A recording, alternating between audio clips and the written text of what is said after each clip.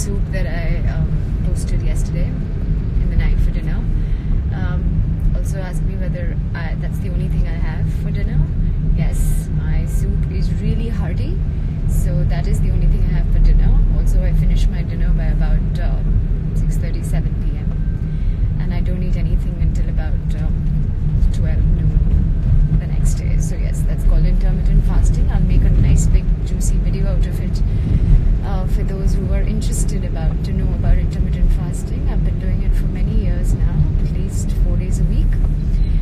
But I think what I normally really follow is to wake up with the sun and to sleep with the sun. So ideally, obviously, we can't really sleep by 6:37, but your digestive fire is the most active when the sun is up, and lunchtime it is because it's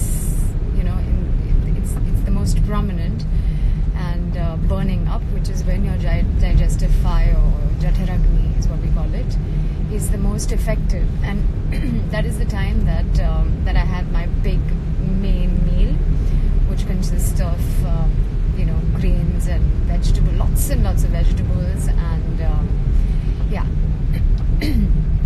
so again, the recipe of the soup, I'm definitely going to put it up on Instagram again, but it's really simple. Most of my soups are like that. Yesterday was pumpkin, carrot and beetroot, and so just in some I steam these vegetables a little bit.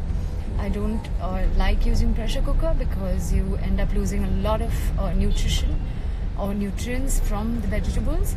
So you just lightly steam the vegetables and keep them aside, and then just in a little bit of say coconut oil or any oil of your preference. I prefer coconut oil because its smoking point is really high. I add a little bit of garlic, some ginger, and then some of these vegetables. Yesterday was, like I said, pumpkin, carrot and beetroot. Also a few leeks or kanda, onion, and just sauteed them lightly. Once they're steamed and sauteed, you can add some tomato if you feel like, or any vegetable that you actually feel like.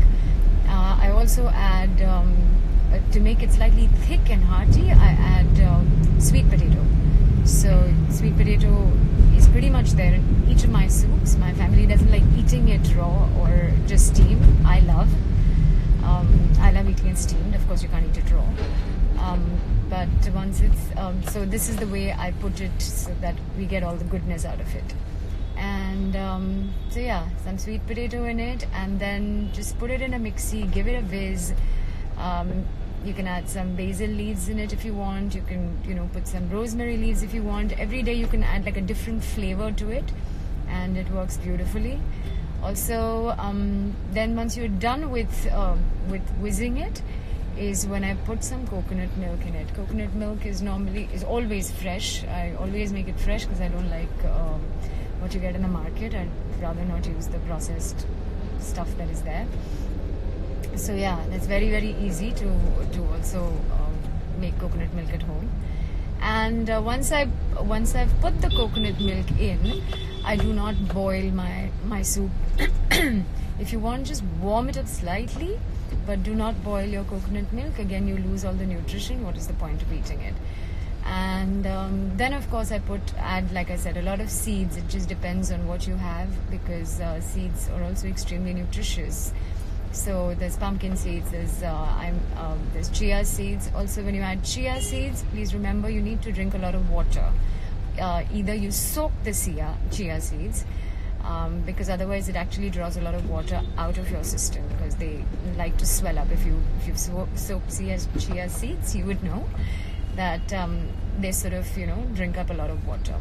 So yeah, chia seeds, pumpkin, sunflower, alsi seeds, I grind them and keep them, and so that's what I add.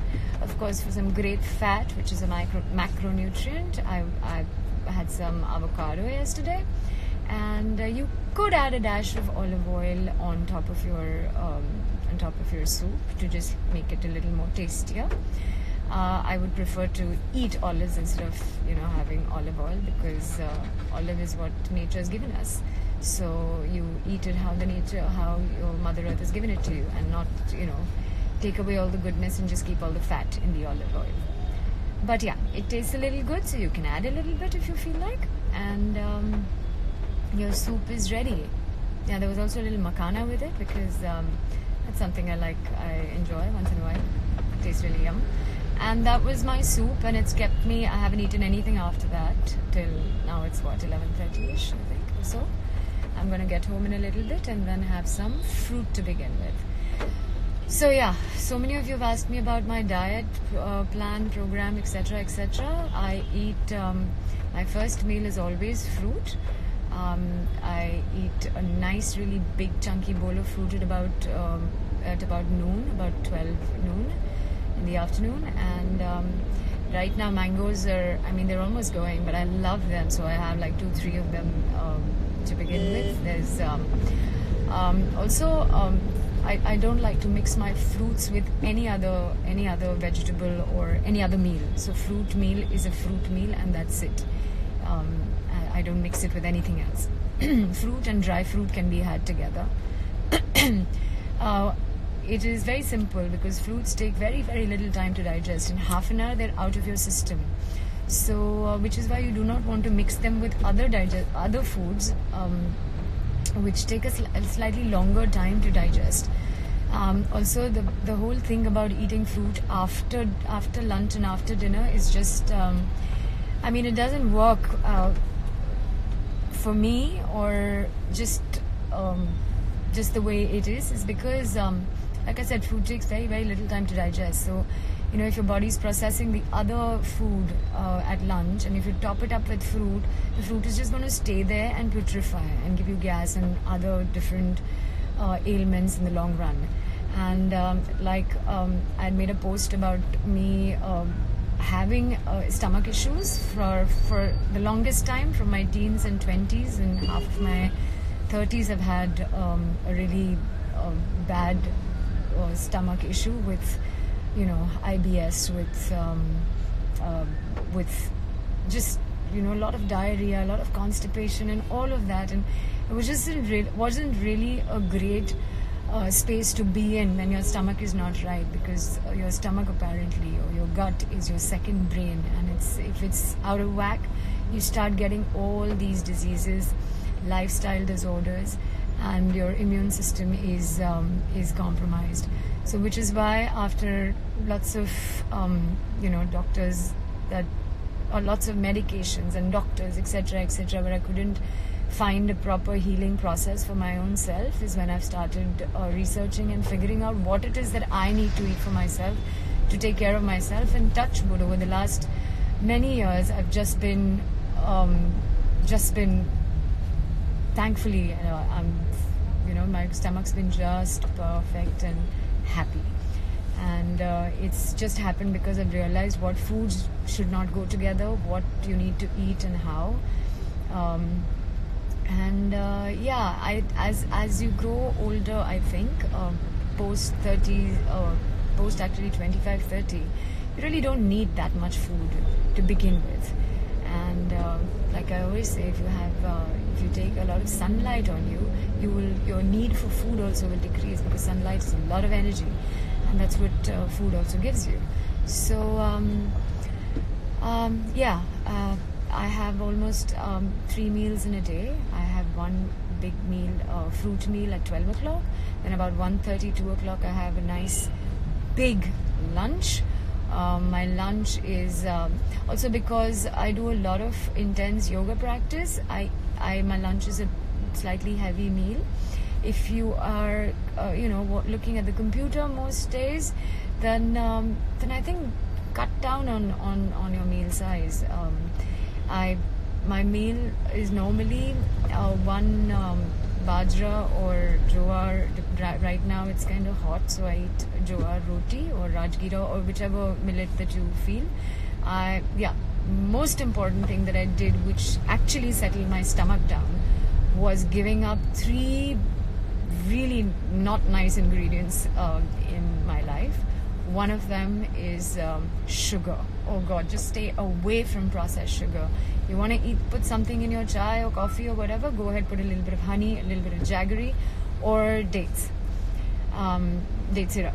But just really stay away from processed sugar. Once in a while, if you feel like eating a pastry, go ahead. I mean, but if there's a problem with your stomach as such, then stop sugar for a while. Stop dairy. That's the second big thing. Just stop dairy. My skin changed, my body changed, my stomach changed after I gave up sugar, dairy, and also dahi is included in this, because a lot of people think dahi is really good. It is incredible, but it's just that the source of the milk is not that great, which is why. Otherwise, if I knew where my source of the milk was, if I had a cow, and if I was taking care of it, I probably would have had a little bit of dahi. Ghee also is an integral part of Indian culture, and I again, what you get in the market, I would completely avoid. I spend a lot of money getting just half a kilo of ghee, which lasts me for 3 months, just to add a few drops on top of my dal and roti these days. It's just that because I know exactly where the ghee is coming from, and I know that the cows are taken care of, and only the excess has been made into ghee, etc., etc. So anything from the market, please do not pick. You don't know what is there in it, and you don't want to put it inside your stomach. The third thing that I've given up is gluten, which is your roti, wheat roti, and wheat bread, and wheat pasta, and everything with wheat. So like when I was really in a bad state with my stomach, when I initially started, I gave it up completely and became vegan for almost a year, 2 years actually. And I put this back into my system now that my system is kind of, it's got a relief. I have added it, sometimes if I feel like eating a pastry, I will. Sometimes if I feel like eating a paratha, which tastes really nice with wheat atta, or a bread slice, I will have it, but I really limit it to the bare minimum, because I don't want any other issues with my stomach. And like I said, intermittent fasting, a lot of people ask me about weight loss. It's a great way. Instead of the other yo-yo diets or the keto diets and whatever else that is going on, which actually harms your organs, I would prefer intermittent fasting any day, and I have seen results which are incredible for my friends and family who have suggested this too. It can get a little daunting to begin with. You might get migraines, which I used to also when I had started out, but they vanish in a while if you keep at it. And you don't have to start with a 16-hour fast or an 18-hour fast every day. You can start with a 9, 10, 11, 12 and gradually increase it. So if you just bring your dinner time to say about 8 o'clock, and then have your first meal at 8 o'clock, which is not chai and coffee, it really works fine. And from there you can increase the time from, for 12 hours to whatever time, 16, 18 hours. I normally do a 16 or an 18-hour fast every day, 5 days a week, and then on the weekend I allow myself, because sometimes you have to go out and things like that. So yeah, also home cooked food is important, so lots of home cooked food. So fruits to begin with, then 2 o'clock I'll have my lunch, which will have 1 roti, vegetables, tons of vegetable, literally, like if I'm I would say if I'm having 1 roti, I would have like double the amount of vegetable and salad, which is uncooked food. When you have salad with your meal, every meal of mine has salad or something raw or uncooked. It's only because when you have uncooked raw food has living enzymes in it. Those living enzymes really support the digestion. And when you just ideally one would not want to mix your grains, so no multi-grain anything. If you're having a roti, you will not have rice or dal, but I know it's a little difficult to maintain this unless you are suffering from an autoimmune disorder, etc., etc. Then I would think that this would be a right way to eat. Do not mix your grains. The only thing you can mix is vegetables, and I have a rainbow every single day.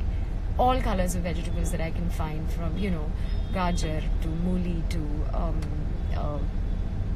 purple cabbage to tomato to green, which is kakdi or whatever, cucumber. So yes, all of this, and then I have my dinner at about 6:30 and finish it up by 7, which is a nice big bowl of hearty soup, and along with that some sort of a salad, or some, like I had avocado yesterday, something like that, with lots of nuts and seeds, and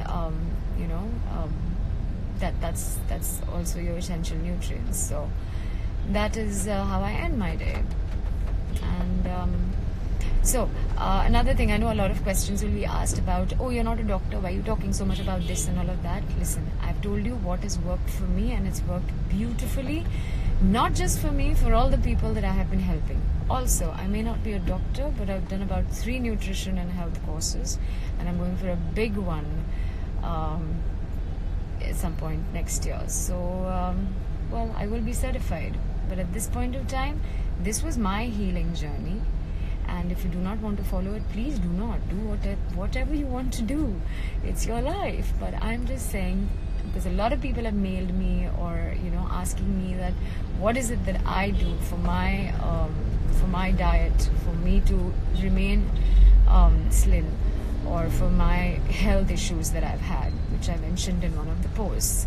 Also, it's extremely important to move your body. So whatever form of exercise, I prefer yoga. I enjoy going into the water, so swimming also works. Whether you want to go to the gym or whatever, move your body, because you're not a tree, you're a human being. So we're meant for movement. It is a medicine, literally. Get sunlight every day if possible. You need it. You have no idea if everything in this universe survives because of the sun. We are no different. We need sunlight every single day. Popping a vitamin D is not going to do it. So no pills. I don't take any supplements. I don't take any pills whatsoever. It's been 5 years. I've not taken a single. One time I took an antibiotic because my stomach was really, really bad, so I had to take it. But otherwise, touch wood, it's been 5 years, I've not taken a single pill. You do not want to put those chemicals inside your body, because it's your liver and your kidneys that take the brunt of taking all the toxins out of it, etc., etc. I'm really passionate about health, nutrition. You guys know that because you've seen me and you've been following me. It's just that there's so much chronic disease and so much ill health all around, in every family, with all these dreaded lifestyle diseases, like well, you name it, from cancer to diabetes to heart issues to liver to whatever you may. I've got a ton of it in my family as well, and which is why it's driven me to a point where this is important. Jaan hai to jahan hai. Health really is your wealth. So look after it. Another big thing that I did give up. I'm a Bombay girl. I've lived with eating non-vegetarian all my life. But over the last few years, maybe it's because of yoga, but maybe it's just because of my health, that's the one thing that I gave up. Like I said, I became vegan for a while. And now, because sometimes I do feel like eating a piece of fish, so I bless it and I eat it. When you kill anything, any animal, whether if somebody puts a gun on your head, there's this sympathetic nervous system that switches on, which actually produces hormones in your body, hormones like cortisol. When any animal is going to be butchered or killed, that fight or flight syndrome takes over, which is your sympathetic nervous system. You don't want, and all these hormones are produced in the body, the not so good hormones, fight or flight syndrome. Now, if you're eating that dead animal, that's exactly what you are eating. That entire dirt hormone that you do not want into your body. You must have heard that when you eat a lot of non-vegetarian food, you tend to get very aggressive. So you don't want to be putting all that inside your system, and hence also I think the footprint, the whole thing about rearing cattle or animals to be consumed by human beings is environmentally a nightmare. What we're doing to the oceans is a nightmare, and I do not want to add to that. I am not telling anybody to give up non-veg and whatever, but it's just a little thought. It's just a little seed that one would like to plant, because we want to leave this planet at least life worthy for a future generation, and not just think about our own selves all the time. And God has made us, and God has made the rest of the world as well, and the rest, all sentient beings hurt when you take a cow's calf away from her, or a baby salmon away from them. So I'm just doing my little bit. I've completely restricted my also, if you actually see, which I see a lot when I travel around in Bombay, you see I see a lot of these vans carrying chickens all over the place. Half of them are dead, half of them are almost dying. I mean, why would you want to put that inside your body? It's dead. It doesn't do anything. You don't want dead meat inside your system. No. It gives no protein, and this protein thing is complete hogwash. This protein thing about how much protein your body needs. Your body cannot synthesize that kind of protein. So it's just these companies, these protein companies, who've made you believe that, oh my God, we need so much. If you're so much weight, then you need so much protein. And I don't think you do. I do an intense Ashtanga practice every day. I do another practice in the evening every day if I have the time, and I'm fine. My bones are alright. Everything is pretty much in the normal range. So I think it's just this overselling of you need so much of this. And what protein is animal going to give you? The protein that animal is giving you comes out of a plant. So why for protein don't eat animals? No, it doesn't work. Or even the shakes or whatever that one has. Whatever you say, if it comes in a box, it's definitely been processed. It's definitely been it's not fresh, and there's no life in it. If you eat stuff that doesn't have life in it, how will you be able to grab life out of it? And sprouts. Now that will give you protein.